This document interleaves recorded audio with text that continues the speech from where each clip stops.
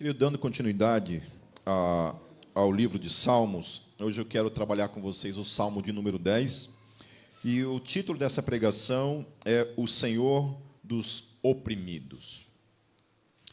Eu acredito que todos nós, em um momento na nossa vida, nós nos sentimos oprimidos por algo, né? Eu lembro que, quando o meu pai faleceu, algumas vezes, não sei se algo da mente ou o quê, eu ouvia algo maligno falar no meu ouvido que queria me matar.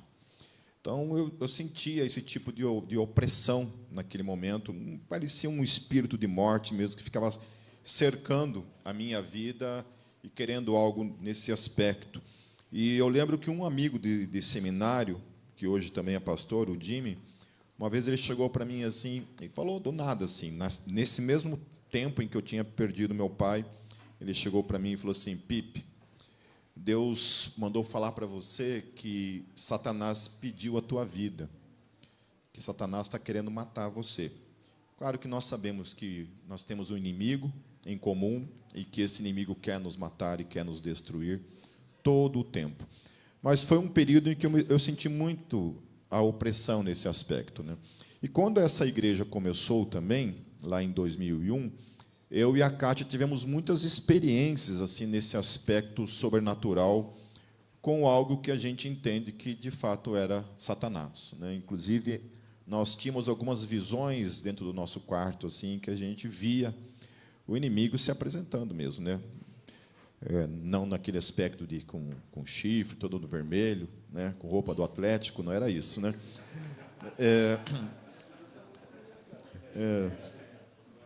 Mas apareciam, né, sombras no nosso quarto, assim, e aconteciam alguns fenômenos dentro da nossa casa, assim, inexplicáveis, e que o intento era, de alguma forma, nos intimidar e fazer com que a gente desistisse.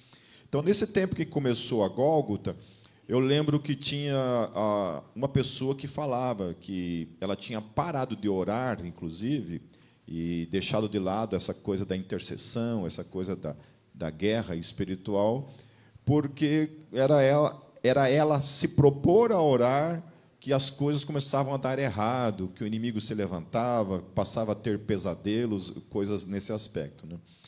Eu achava engraçado isso, né? Porque a pessoa começa a orar e ela desiste de orar, ela para de orar porque Satanás começa a oprimir ela, ela prefere ter paz do que ter comunhão e ter uma vida de oração, né?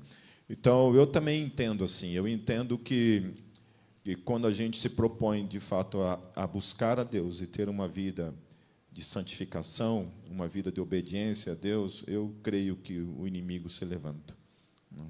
O inimigo se levanta. Porque uma das coisas que o C.S. Lewis fala, inclusive, no livro Cartas de um Diabo a Seu Aprendiz, uma das coisas que ele fala ali como estratégia do inimigo é que ele, se tem um crente que é aquele crente que não ora, aquele crente que não está nem aí com as coisas de Deus, que não está preocupado com as coisas de Deus, a coisa que Satanás não faz é incomodar esse cara. A alegria dele é deixar essa pessoa em paz, vivendo a vida dela, né? Vivendo naquele mundo de alienação, porque essa pessoa não incomoda ele. Essa pessoa só vai para a igreja. Vai para a igreja e ponto final, está tudo certo. Não tem nenhuma ameaça num crente que apenas vai para a igreja e, durante a semana, ele nem lembra que Deus existe. Então, nesse aspecto, então, se propor a viver uma vida com Deus, realmente é viver uma batalha, né? A gente estava ministrando para os casais no sábado passado e tratando justamente sobre isso, né? Uma das coisas que é essa questão da guerra espiritual, né? Todo cristão ele está inserido numa guerra espiritual. Ou ele está apanhando, né, e o apanhar nessa questão pode ser vivendo uma vida de alienação, se sujeitando realmente à vontade do diabo, que é essa, que a gente permaneça inerte, que a gente não faça absolutamente nada pelo outro, não faça nada pelo trono de Deus, não faça nada nesse aspecto de buscar a Deus, né? Ou então aqueles que, de fato, estão procurando melhorar seu casamento, melhorar a sua vida com Deus, né, e o seu ministério, e aí sim, com certeza, procurando uma guerra com Satanás, né? Alguns especulam e acreditam que tanto o apóstolo Paulo quanto o apóstolo Pedro talvez tenham morrido no mesmo dia. A gente não tem certeza disso, né? Mas alguns acreditam que os dois morreram no mesmo dia, né? Eu fico pensando na festa que foi para Satanás no dia que os dois grandes apóstolos morreram martirizados em Roma.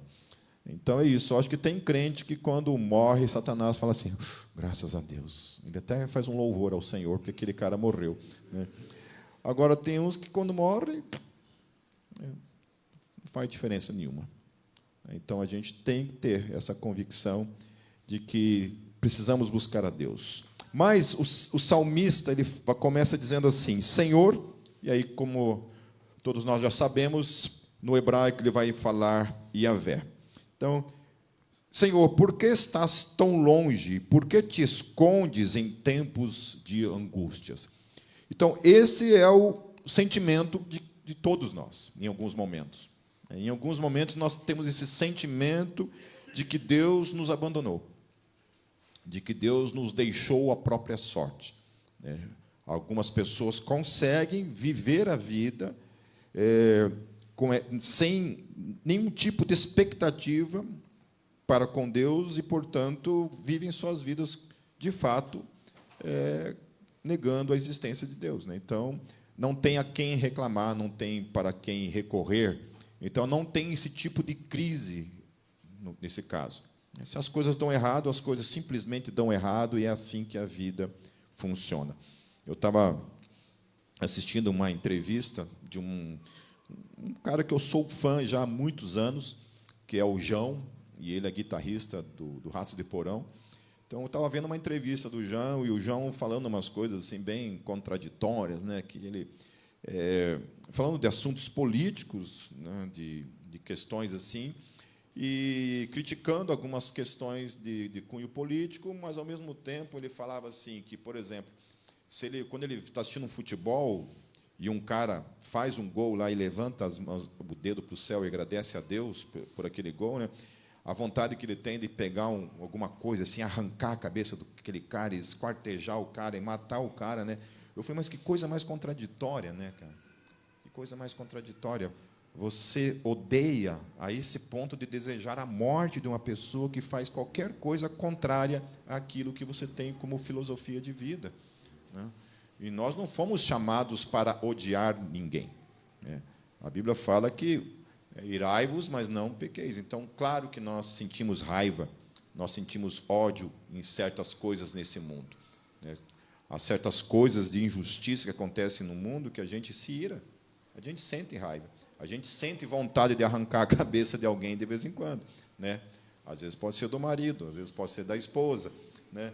Mas a gente passa por essas questões. Então, mas no que envolve o cristão, aí é diferente, porque nós cremos num Deus que, teoricamente, na Bíblia, propõe um Deus que está sempre presente. Então, quando nós não passamos por essas dificuldades e nós não sentimos ou acreditamos que Deus não está presente naquele momento de crise, a gente entra nesse tipo de crise, né? O que está acontecendo? Por que você me abandonou? Às vezes é um casamento que está se desfazendo e a gente se pergunta, né? Onde está Deus? Aonde está Deus?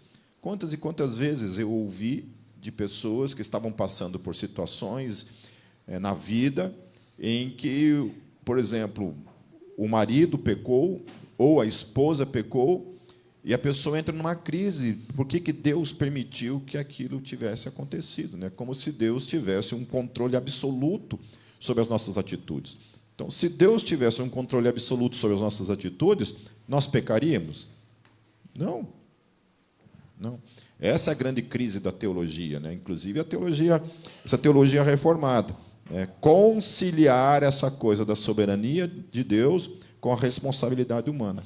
É muito difícil conciliar isso.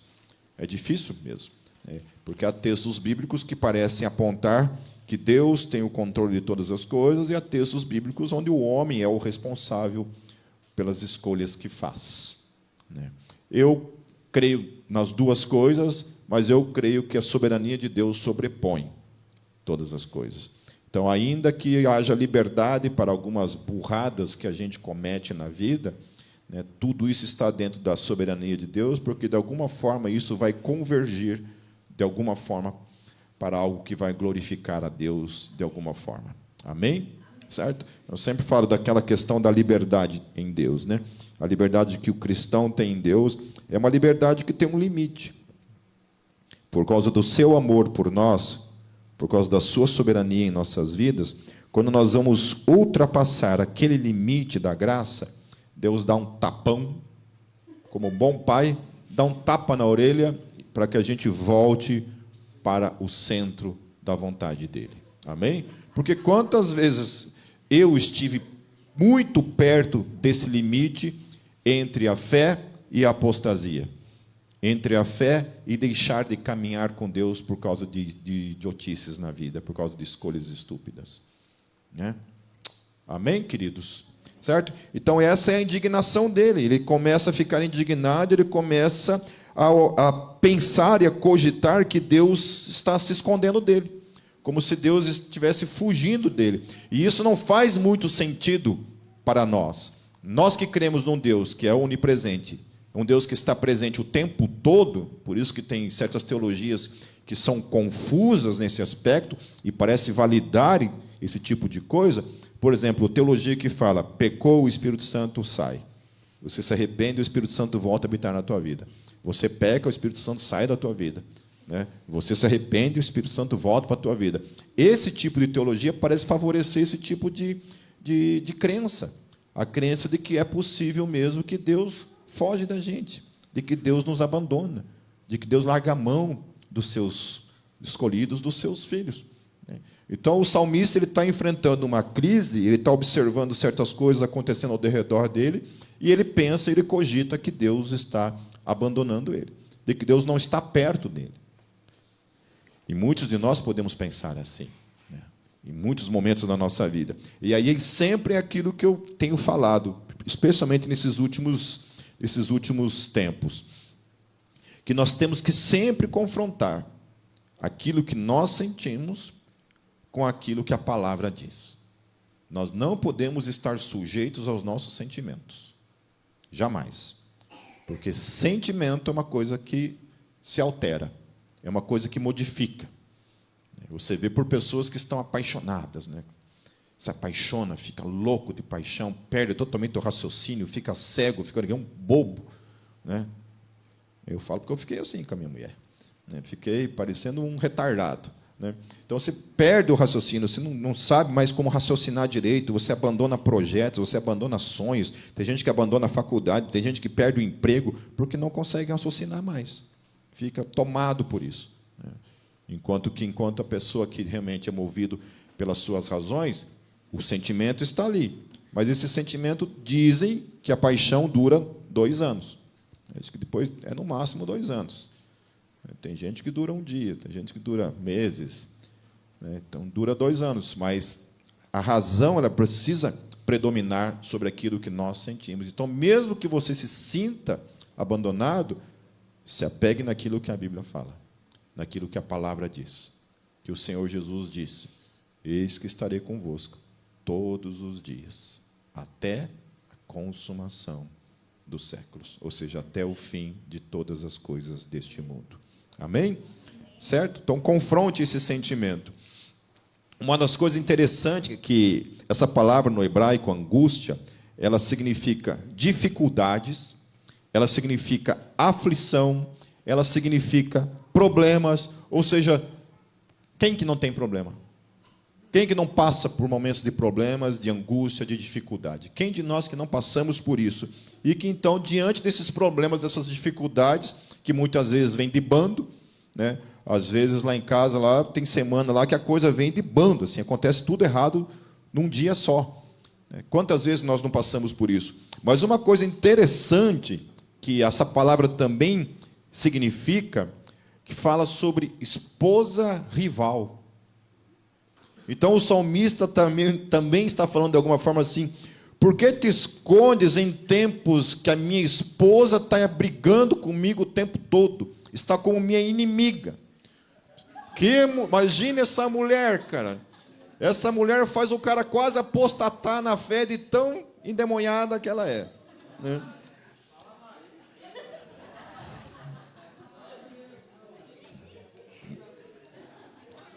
Essa semana vai ser longa, hein, amor? Altos aconselhamentos. Então, porque isso traz também, queridos, isso traz também para essa relação mais íntima também, que é o casamento. Entendeu? Porque muitas vezes a gente pode olhar para o nosso casamento e pensar a mesma coisa. Puxa vida, o que eu fui fazer da minha vida?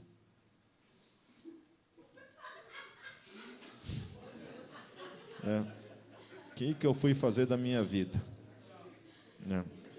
E agora, pô Deus, por que você deixou eu fazer esse tipo de coisa? Hoje, no almoço, eu estava comentando com a Cátia e com a Débora, falando sobre isso, falando sobre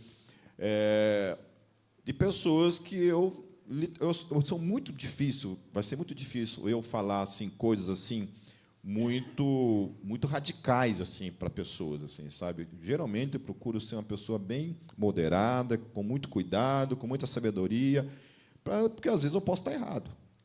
Posso estar errado. Talvez seja a vontade de Deus. Mas teve pessoas aqui, inclusive um casal, que eu falei literalmente, tanto para ele quanto para ela, assim, ó, não casem. Vai viver a tua vida para lá e vai viver a tua vida para lá. Você não foi feita para ele e ele não foi feito para você. Você quer ir para cá, ele quer ir para cá, para outra direção. Não façam isso com vocês. Não façam isso. E olha, que para eu falar isso, queridos, é porque eu estou tendo muita convicção disso que eu estou falando. Era visível que ali ia dar B.O. Aí ela, né, foi num outro pastor, falou totalmente ao contrário do que eu falei. Não, isso aí, eis que vos digo. Vejo. Né? Então, mais uma vez eu vou falar. Por mais que eu não fale para vocês, Deus está me mandando falar, se Deus me colocou, a mim e a Cátia, como pastores na vida de vocês, isso não significa que aquilo que eu estou falando não vem da parte de Deus. Amém? Agora, se for só uma questão de falar, Deus mandou falar, amém, eu começo a fazer isso. Amém? Certo? Vou chegar para você e falar, Deus está falando, daí vocês que se lasquem se desobedecer. Amém? Aí o que aconteceu? Aconteceu, o que vocês adivinham que aconteceu com o casamento? Exatamente tudo aquilo que eu falei que não era para ter feito, eles fizeram e o negócio deu B.O. mesmo. Né?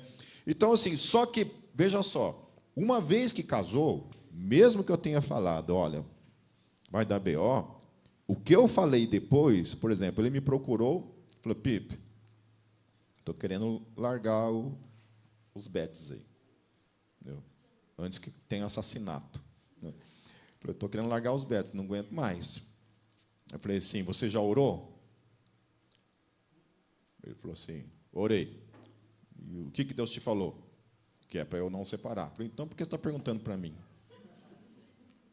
Você quer que eu fale o quê? Porque eu creio nisso. Cara, mesmo que vocês dois, um queira ir para cá, o outro queira para lá, uma vez que você está casado, cara, vai ter os pulos. O ser humano é ajustável, a gente se ajusta, a gente se ajeita, a gente vai convergindo de um lado para o outro e vai encontrando as coisas em comum, e é possível, mesmo pessoas antagônicas, pessoas que tenham personalidades muito diferentes uma da outra, há possibilidade de dar certo. A gente consegue, querido. Sabe por quê? Porque você tem Jesus na tua vida. Amém? Quem não tem Jesus, eu não sei. Mas se você tem Jesus, que é o Senhor da tua vida, cara, não tem como não dar certo. Só não dá certo por teimosia, por orgulho, por falta de caráter e por coisas assim. Agora, se você se submete ao Senhor Jesus, as coisas podem dar certo. Agora, tem que os dois quererem, né? Porque se um não quer, aí não tem conversa mesmo. Quantas vezes eu e a Cátia, assim, tentando salvar alguns casamentos, Quando a pessoa chegava para mim e falava assim, Pipe, não quero mais, eu já nem perdi meu tempo. Eu falava, olha, não tem por que perder tempo aqui. Antes a gente tentava, mas com o tempo a gente aprendeu que não adianta nada, porque ou os dois querem ou deixa quieto. Porque se eu não quero... Aí teve uns que falavam, eu não quero, e a gente insistia, ficava lá semanas tentando. Quando o coração se fecha, especialmente mulher, especialmente esposas. Quando as esposas fecham o coração, querido... essa pregação não é machista, viu? Não é nenhum ataque às mulheres aí, tá bom? Eu estou falando da nossa experiência, né? Amém? Versículo 2, queridos. Deixa eu correr aqui, senão eu vou ficar falando até amanhã. Em sua arrogância, o ímpio persegue o pobre, que é apanhado em suas tramas. Então, a arrogância aqui, no hebraico, vai estar falando sobre orgulho, né, altivez. Então, é a pessoa que ela é tão arrogante, ela é tão cheia de si mesma, que ela gosta de perseguir o outro. Perseguir aquele que é mais humilde, aquele que ele tem a facilidade de enganar. Aí, no versículo 3, ele se gaba de sua própria cobiça, e em sua ganância amaldiçoa e insulta o Senhor. Então, é isso que acontece. Eu estava falando do João lá, né, que olha para o cara que glorifica a Deus, e ele fala, esse cara é um babaca que está fazendo isso. O cara que exalta a Deus pelo um gol que ele fez, foi ele que fez, não foi Deus quem fez o gol.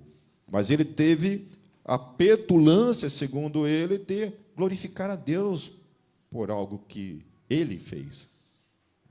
Então, que triste que é uma vida de uma pessoa que não tem a quem glorificar, a quem exaltar. Porque a adoração, queridos, ela é intrínseca ao coração humano. Nós vamos adorar algo. Ou é Deus, ou é o meu time de futebol, ou é a minha banda, ou é algo, o meu trabalho, ou é o dinheiro. Algo a gente sempre vai voltar o nosso coração para a adoração. Na sexta-feira, eu e a Cátia estávamos lá em Guaratuba, e estava frio, estava um vento, então não tinha como entrar no mar, né?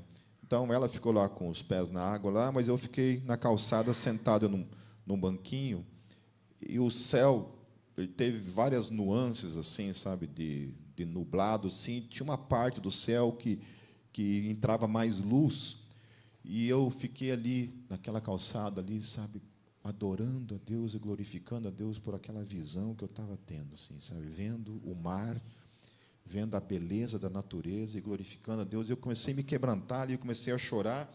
Aí eu peguei meu celular, já abri meu Spotify, coloquei Marcos Witt, que é um cantor mexicano, né? Mexicano, e coloquei umas músicas de louvor ali, fiquei ali adorando a Deus, sabe? E como é bom isso, parece que isso faz parte do manual de fábrica.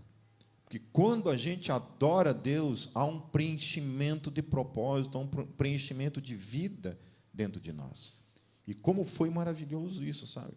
Eu fico pensando, cara, eu podia estar ali olhando assim, nossa, como é bonito o fruto do acaso. Olha esse mar que se originou sozinho. Olha essas nuvens miseráveis estragando o meu dia. Entendeu? Eu podia estar ali olhando para aquela areia, tá? E areia, e daí? Entendeu? Não tem por que louvar. Então, quando a gente olha em tudo um propósito, em exatamente tudo que existe um propósito, até mesmo as coisas ruins da nossa vida, a vida fica mais leve. É muito mais leve a vida quando a gente olha para tudo com esse coração de glorificar a Deus e ser grato a Deus por tudo. Ou não fica? A luta, as dificuldades diárias não são mais fáceis de enfrentar quando Deus está junto com a gente, quando a gente sabe da presença de Deus, né? Amém? Certo? Continuando, queridos. Em sua presunção, o ímpio não o busca, não há lugar para Deus em nenhum dos seus planos. Os seus caminhos prosperam sempre, tão acima da compreensão estão as tuas leis, que ele faz pouco caso de todos os seus adversários. Pensando comigo mesmo, nada me abalará. Desgraça alguma me atingirá, nem a mim, nem aos meus descendentes. Isso é a presunção do ímpio. Sua boca está cheia de maldições, mentiras e ameaças, violência e maldade estão em sua língua. Fica à espreita perto dos povoados, em emboscadas, mata os inocentes, procurando às escondidas as suas vítimas. Fica à espreita como o leão escondido, fica à espreita para apanhar o necessitado, apanha o necessitado e o arrasta para a sua rede. Claro que nesse contexto, deixa eu tomar uma água aqui, queridos.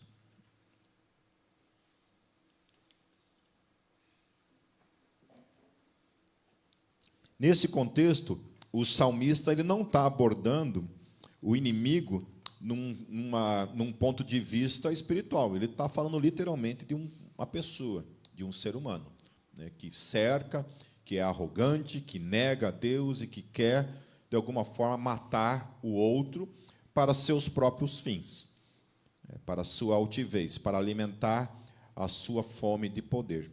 O salmista está tendo essa perspectiva. Porém, na perspectiva do Novo Testamento, o cristão não olha mais com esses olhos, apesar de muitas vezes podemos também enfrentar inimigos físicos, né, pessoas que realmente se levantam contra as nossas vidas.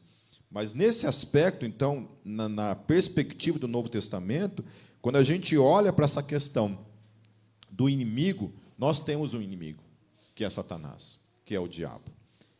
E esse inimigo se encaixa perfeitamente também nesse aspecto.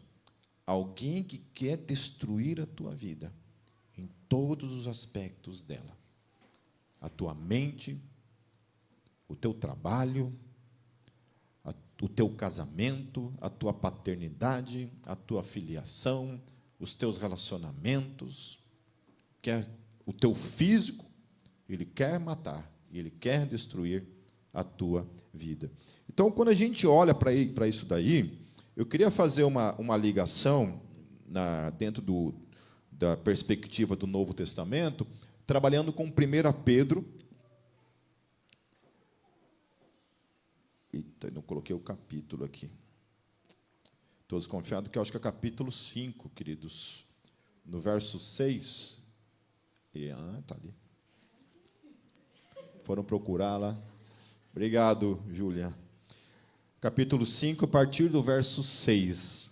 Olha só, porque o apóstolo Pedro, ele também está trabalhando nessa perspectiva de um inimigo. Claro que ele está trabalhando na perspectiva de quem? De Satanás. Satanás é esse nosso inimigo. O diabo é esse inimigo que se volta contra nossas vidas. Amém? Então, olha o que o apóstolo Pedro vai falar. Portanto, humilhem-se debaixo da poderosa mão de Deus, para que ele os exalte no tempo devido. Então, olha só, a perspectiva, ela vai em desencontro a tudo aquilo que o salmista está falando. O salmista está falando que o ímpio ele é arrogante, ele não busca a Deus, ele não glorifica a Deus, ele dá as costas para Deus, ele se acha autossuficiente, ele não está nem aí, ele acha que a vida dele jamais vai ser abalada. Já o santo, o justo, é o contrário. O justo, ele se humilha perante Deus. Ele busca a Deus. Deus é a fonte da vida dele, é a fonte do caminhar diário dele. Então, ele se humilha, ele não é arrogante, ele não é uma pessoa cheia de prepotência, ele não acha que a vida dele é inabalável, ele não acha que a vida dele, nada pode tocar na vida dele, do contrário. Ele depende de Deus. Sabe que qualquer momento, qualquer coisa pode vir e derrubar toda a nossa vida. Uma tragédia pode acontecer a qualquer momento. Estava conversando com o Samuca. Cadê o Samuca? Está aqui. Que perdeu um amigo essa semana. No mesmo dia, eu estava falando com um amigo. Um cara com 30 e poucos anos. 32 anos. Um pai de 3 filhos. Estava conversando com ele no dia e saiu de casa e sofreu um acidente. E ele era o único que estava sem cinto, né? E aí o carro capotou, foi lançado para fora do carro e acabou morrendo na hora. Então é isso. Cara, qualquer um de nós. Especialmente o povo lá de Rio Branco, que gosta de andar sem cinto de segurança, né? O pessoal lá de Rio Branco. Eu vou para Rio Branco lá, chego lá de cinto, Brunello, por que você está usando cinto? Aqui, a polícia vai parar você, porque aqui quem usa cinto é bandido, é ao contrário lá. Então lá não pode andar com cinto, né? Então é isso. Claro que todos nós temos a nossa hora, queridos, né? Todos nós temos a nossa hora, mas justamente por isso, sabe? Justamente por isso. Lá em casa, sempre quando a gente vai sair de casa, né, a gente se abraça, dá um beijo, né, porque realmente a gente não sabe, né? A gente ora e torce para que isso não aconteça com a gente, mas nenhum de nós está aquém a situações como essa. Então, lancem sobre ele toda a sua ansiedade, porque ele tem cuidado de vocês. Então, o salmista está ansioso, porque Deus não está presente, segundo ele. Ele está ansioso. Então, ao invés de ele lançar a ansiedade dele em Deus, ele fica escravo da sua ansiedade. E a ansiedade tem sido o mal desse século, né? A ansiedade tem sido o mal, né? Não vou nem pedir para levantar a mão. Quantos de vocês aí tomam um Rivotrilzinho, né? Como é que é? Como é que é? Sertralina. Amoxicilina é antibiótico. Também. Tem uns aí que a ansiedade que até antibiótico tem que tomar. Né? Esse Citalopram, não sei por que tem Excita no nome dele, porque é totalmente o contrário, é o troço mais broxante da face da terra, o tal do Citalopram. Indico para todos os solteiros dessa igreja, em nome de Jesus. Tome aí, ó, querido. Só pare de usar quando casar, amém? Então, hoje em dia, todo mundo tem esses picos de ansiedade, a gente precisa estar o tempo todo, né, fazendo uma terapia, né, já indico minha esposa lá, fazendo propaganda para ela, psiquiatra. O meu psiquiatra tem uns 10 aqui da Gólgota, que já está lá consultando com ele. Então, essa questão da ansiedade, né? E o texto está falando, olha, lance sobre ele a vossa ansiedade. A gente não consegue descansar. A nossa mente está tão acelerada e tantas coisas na cabeça que a gente não consegue mais descansar. E ele continua dizendo, sejam sóbrios e vigiem. Então, olha só, ao mesmo tempo que nós temos que descansar em Deus, existe um aspecto que diz respeito a mim e a você. Quem tem que vigiar? É Deus ou é eu e você? Somos nós. Amém? Certo? Ainda que a gente tenha essa dependência de Deus, a parte de vigiar compete a cada um de nós. Nós temos que vigiar. Temos que tomar posições, tomar alguns cuidados, tomar cuidados especialmente com nossas escolhas, nossos caminhos. Amém? Certo? Então, vigiar. Aí entra a responsabilidade minha e tua. Vigie. Vigie, querido. Cada um sabe aonde o calo, né? Onde o calo aperta. É esse o ditado? Tá certo? E às vezes eu falo aí umas coisas aí que não tem nada a ver. Então ele fala assim, ó, sejam sóbrios e vigiem. Por que nós temos que vigiar? Porque tem o quê? O diabo, o inimigo de vocês, anda ao redor como leão, rugindo e procurando a quem possa devorar. Então, Pedro não está descartando em momento algum o fato de que, apesar de eu ser e vocês serem lavados pelo sangue do Cordeiro, eleitos pela graça de Deus, antes da fundação do mundo, que confessaram Jesus como Senhor das suas vidas, que tem o Espírito Santo como selo em suas vidas. Além de tudo isso, ele está falando assim, amém, glória a Deus.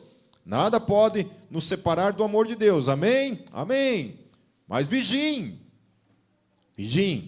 porque tem alguém, o inimigo de suas almas, o inimigo de suas vidas, que está o tempo todo ao derredor de cada um de nós, procurando a quem possa tragar. matar, roubar, destruir, tirar do propósito. Amém? Quantas pessoas, olha, eu lembro que na época da minha conversão, quantos jovens se converteram junto comigo, na minha geração. Se eu for falar quantos deles estão com o Senhor hoje, caminhando, acho que nem 10%. Uma vez num retiro da igreja presbiteriana ainda, eu fiquei responsável para fazer a parte de evangelismo no retiro, então todos os visitantes, né, faziam parte dessa turma aí. Então, enquanto o povo lá estava sendo ministrado, outras questões, eu fui o responsável para a pregação do evangelho e fazer um apelo. E tinham lá, sei lá quantos jovens, lá, uns 30 jovens mais ou menos, e eu preguei o evangelho ali e fiz um apelo, e praticamente todos eles confessaram Jesus. Daqueles lá, talvez 2 permaneceram. O resto foi só um momento de emoção lá no retiro e nunca mais caminharam com Jesus. Então, a gente está sujeito, porque o tempo todo a gente está vendo pessoas que estão há tanto tempo no Evangelho, de repente, parou de vigiar, deu bobeira, começou a não caminhar e levar as coisas a sério, e quando viu, cara, Satanás levou, e leva mesmo. E leva mesmo. Eu levo mesmo. Então, todo cuidado é pouco, porque eu já estive várias vezes perto disso também. Teve uma época que eu comecei a seguir um caminho muito parecido com esse que eu estou fazendo agora, que é tocar no mundo.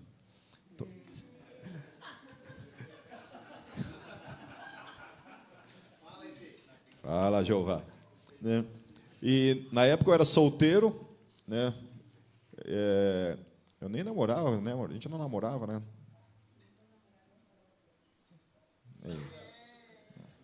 Ela que me tirou do mundo daí de volta.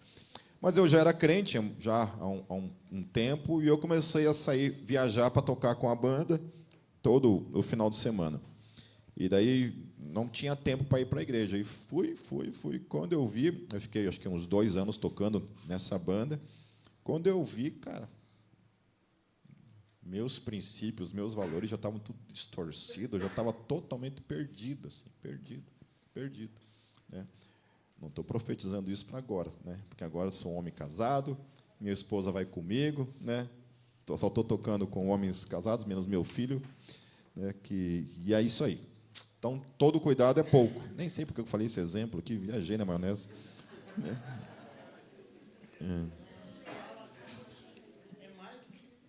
Acho que isso foi uma propagandinha para as bandas.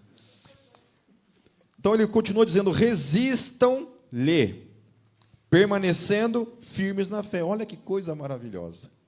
Como é que a gente resiste a Satanás? É blasfemando contra Deus? É se revoltando contra Deus? É sendo orgulhoso, prepotente, se achando autossuficiente? Não. Como é que a gente resiste ao diabo? Permanecendo na fé. Permanecendo. Acho que o Satanás deve ter um ódio de você, cara. Porque mesmo com tanta chuva de problemas, dificuldades, decepções, doenças, crises financeiras, problema aqui, problema com pessoas dali, o tempo todo, sentimentos de abandono, muitas vezes, para com Deus, e você continua perseverando em crer. Deve dar um nó na cabeça do diabo, porque todos nós passamos por dificuldades. E tem muita gente aqui porque por muito menos, se tivesse do outro lado, já teria negado Deus há muito tempo. Já teria abandonado a Deus há muito tempo. Mas graças a Deus e glórias a Deus pela sua graça nas nossas vidas, porque isso é graça. Permanecer é uma graça, queridos. Permanecer é um presente de Deus para mim e para você. A gente não tem a menor capacidade de fazer isso por nós mesmos. Então, por mais que a caminhada esteja difícil e seja difícil, permaneça. Permaneça. Nenhuma dor é para sempre. Nenhuma dificuldade é para sempre. Amém? E tudo será compensado quando o Senhor Jesus vier nos buscar. O céu vai ter muito mais sabor. Amém? Amém? Imagina o sabor que terá, queridos, quando formos viver algo que o C.S. Lewis, ele fala isso, né? Eu acho que foi o C.S. Lewis quem disse isso, que ele fala que, não, acho que foi, não foi o C.S. Lewis, acho que foi o autor lá de Eu e Você para Sempre, o Francis Chan, foi o Francis Chan quem disse isso. Ele falou isso, que tudo aquilo que nós vivemos aqui como dificuldade, isso no céu vai ser compensado 100 vezes mais. Então, imagine, cada dor, cada sofrimento que nós tivemos aqui, quando nós estivermos para sempre na presença do nosso Deus, vivendo eternamente com Ele, essas coisas vão ser absolutamente nada. Absolutamente nada. E glórias a Deus por isso. Continuando, queridos. Resistam-lhe, permanecendo firmes na fé, sabendo que os irmãos que vocês têm em todo o mundo estão passando pelos mesmos sofrimentos. Então é isso. Essa ideia maluca que muitas vezes a gente tem na cabeça de que só a gente está se ferrando, mas ninguém está. Não é possível. A vida daquele irmão está assim, a vida daquela irmã está assim. Acha que todo mundo não tem problema, só você tem problema. Né? Eu lembro nas primeiras reuniões do Renovo, reunido com os homens, né, aquela turma de homens ali, e aí, geralmente começava por mim, eu começava a falar dos meus problemas, das minhas dificuldades, das minhas lutas, e isso movia os outros homens também a começarem a falar das suas próprias lutas. E não foram poucas vezes de que cada um deles ia falando assim, cara, eu achava que só eu passava por isso. Eu achava que só eu tinha essa dificuldade. Eu achava que somente eu. Que eu estava sozinho sofrendo isso. E o que é legal nessa igreja é isso. Pelo menos é aquilo que eu penso. Eu acredito que seja. Que aqui nessa igreja não tem máscaras. Amém? E nós somos o que nós somos. Amém? Eu espero que nenhum de vocês tenha algum tipo de ilusão para comigo. Porque você que se lasca se você tem ilusão a meu respeito. Amém? Nós somos todos pecadores salvos pela graça, que caminham juntos, tentando todos os dias fazer a vontade de Deus, buscando forças nele para vencer. E a coisa mais maravilhosa, queridos, é estarmos juntos. Amém? Juntos, sendo suporte um na vida do outro, orando um pelo outro. Como é gostoso estar aqui, né? Acho que o Lucas estava falando esses dias sobre isso, que para ele assim, é um prazer. O Dieter também estava falando na reunião dos casais, que chega domingo, aquela alegria de vir para a igreja, de estar juntos, né? E é isso. Hoje foi um dia que eu queria ter ficado em casa, porque estava um friozinho gostoso. Hoje é um dia que eu odiei amar vocês. Queria ter ficado em casa comendo uma pipoquinha, assistindo uma sériezinha, né, com a minha mulher, né, ficar lá o dia inteiro no sofá, né? Mas não. O Espírito Santo falando, vai lá para aqueles miseráveis lá, falar com eles.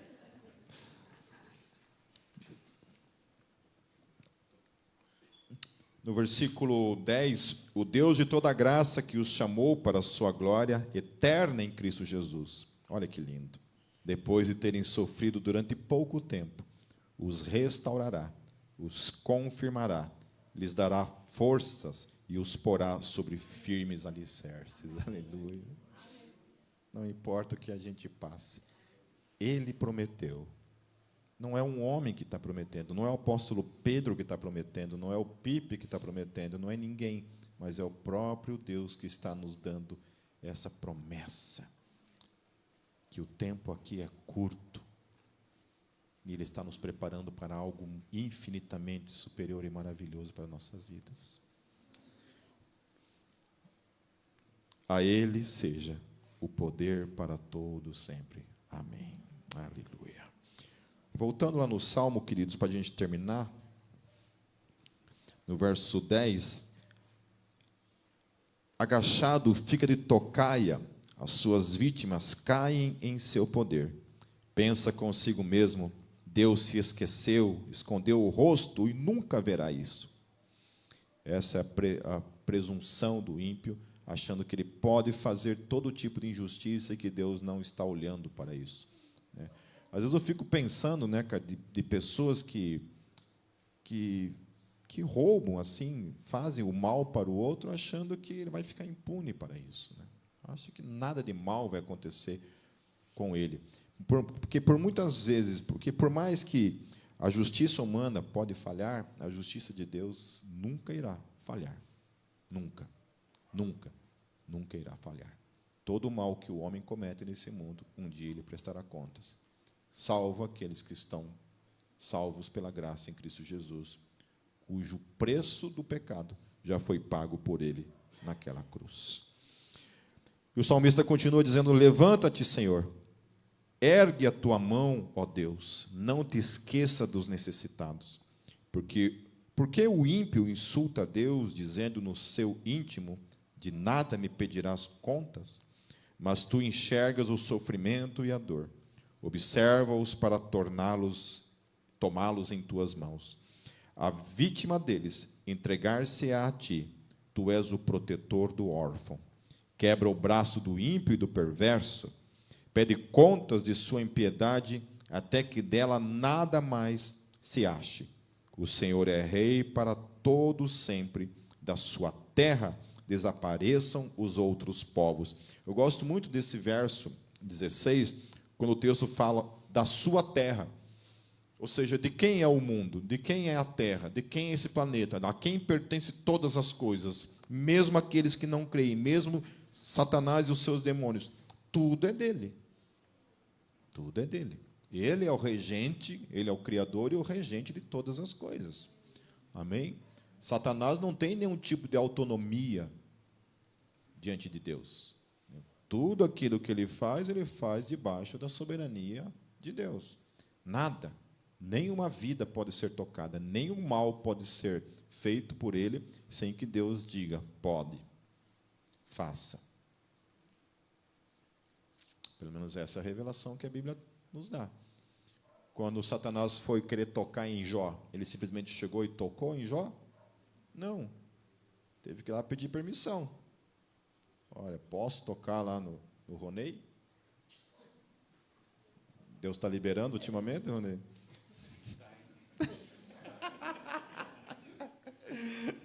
Tem que ser igual o Jó, cara. Tem que agradecer.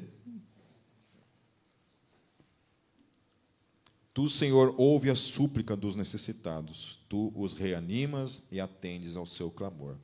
Defendes o órfão e o oprimido, a fim de que o homem que é pó já não cause terror. Então, Deus olha para o ímpio e ele fala: é pó. Nós olhamos para o homem como algo que tem algum pé de contrário, né, que possa nos trazer insegurança, possa nos trazer medo, mas para Deus todos são pó. Não passa de pó. Unicamente pó. Então, comece a olhar dessa forma. Que todo ser humano é pó. Por isso que eu acho interessante quando o apóstolo Paulo ele fala assim: considere o outro superior a você. Considere.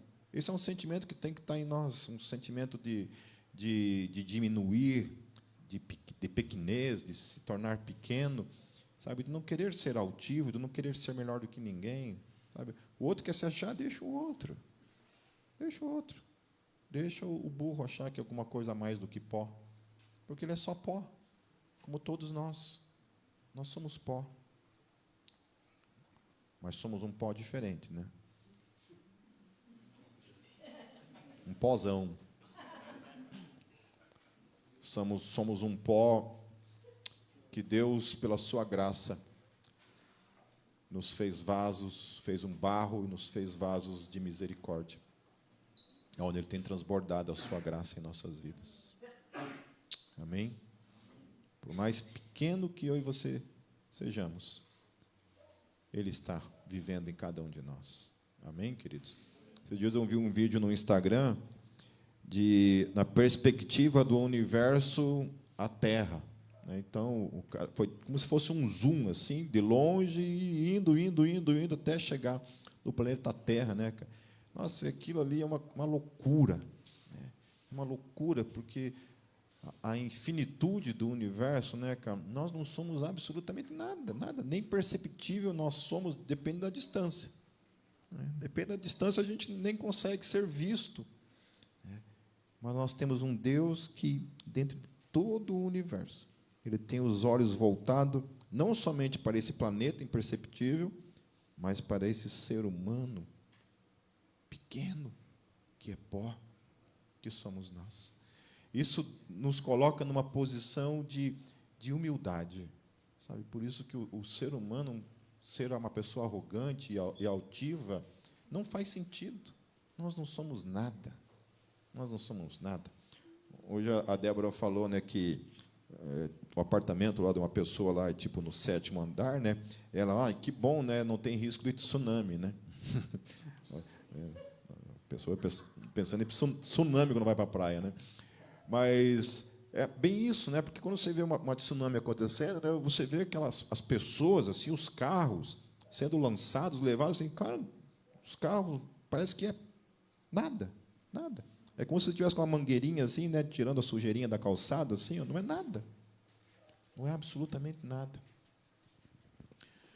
Para encerrar, queridos, abram suas Bíblias em Tiago, no capítulo 4, a partir do verso 6. O apóstolo Tiago também vai tratar praticamente a mesma perspectiva de Pedro, mas seria bom a gente tratar esse texto também para reforçar ainda mais essa questão no nosso coração e a nossa fé. No capítulo 4, verso 6 diz assim: mas Ele nos concede graça maior. Por isso diz a Escritura: Deus se opõe aos orgulhosos, mas concede graça aos humildes. Então, crente orgulhoso, olha, não existe bicho mais tongo do que isso. Bicho mais burro do que orgulho, cara. Deus resiste àquele que tem o coração orgulhoso, mas Ele dá graça àquele que tem o coração humilde, que se humilha diante dEle. Portanto, mais uma vez, tanto Pedro fala isso, e agora o apóstolo Tiago vai falar isso. Submetam-se a Deus. E olha o que ele fala: resistam ao diabo, e ele fugirá de vocês. Aleluia. Amém? Como o salmista estava falando dos inimigos dele, agora os apóstolos estão falando do nosso inimigo, que é o diabo. Resista ao diabo. Então, resista à soberba, resista à altivez, resista ao orgulho, resista à autossuficiência. Resista a isso. E se submeta ao Senhor. Aproximem-se de Deus e Ele se aproximará de vocês. Pecadores, limpem as mãos. E vocês que têm a mente dividida, purifiquem o coração. Apontando para a questão do vigiar. Entristeçam-se, lamentem e chorem. Troquem o riso por lamento e a alegria por tristeza. Humilhem-se diante do Senhor e Ele os exaltará. Irmãos, daí ele vai falar: não falem mal uns dos outros. Oh, dificuldade que nós temos. Vocês conhecem pessoas que o único assunto que ela tem na vida é falar dos outros? Ela não tem outro assunto. O único assunto dela é falar das outras pessoas.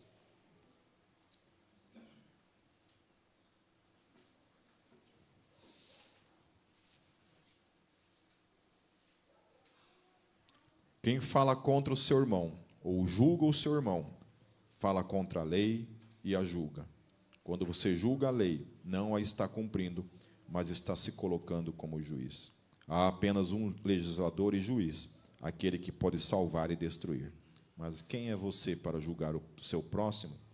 Ouçam agora, vocês que dizem: hoje ou amanhã iremos para esta ou aquela cidade, passaremos um ano ali, faremos negócios e ganharemos dinheiro. Vocês nem sabem o que lhes acontecerá amanhã. Que é a sua vida? Vocês são como a neblina que aparece por um pouco de tempo depois se dissipa. Olha só, mais uma vez o salmista colocando para nós que nós não temos planos. Nós temos expectativas, mas todos os nossos planos estão debaixo da soberania de Deus. Se Ele quiser, sim. Amém? Se Ele quiser, sim. Então, sempre quando você faz qualquer tipo de escolha, sempre submeta isso a Deus. Sempre. Então, a gente tinha planos em relação a um novo barracão, mas o tempo todo, né, a nossa célula foi na quarta-feira e a gente orou especificamente por essa questão. A gente orou e falou: Deus, a gente só quer aquilo que o Senhor quer. A gente pode se empolgar com algumas coisas, mas é o Senhor que define, o Senhor que dá, né, o aval final para as escolhas que nós vamos tomar. Isso na quarta-feira nós olhamos. Terminou a célula, o povo foi para casa, de noite eu recebo o áudio do Fabiano apresentando esse novo local. E fomos lá na quinta-feira e encontramos. Amém? Então é isso. Coração velho querendo se desesperar, porque já era quarta-feira e nada. O coração querendo se desesperar, não. Se aquiete, miserável. Sai desse coração, Satanás. Se submeta, descanse, Ele está na frente. Sabe o tempo de todas as coisas e o local exato que Ele quer para as nossas vidas. Ao invés disso, deveriam dizer: se o Senhor quiser, viveremos e faremos isto ou aquilo. Agora, porém, vocês se vangloriam das suas pretensões. Toda vanglória como essa é maligna. Pense nisto, pois quem sabe que deve fazer o bem e não o faz, comete pecado. Amém, queridos? Amém?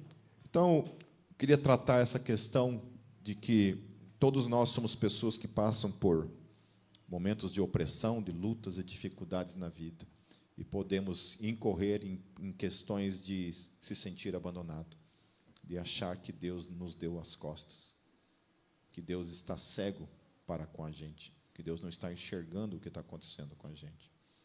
E isso só leva a caminhos que podem nos afastar ainda mais dele. Aí sim, se aceitar isso para o coração, aí o diabo venceu. Então, resista ao diabo, se submetendo a Deus, permanecendo crendo e confiando que Deus está presente até o fim. Amém?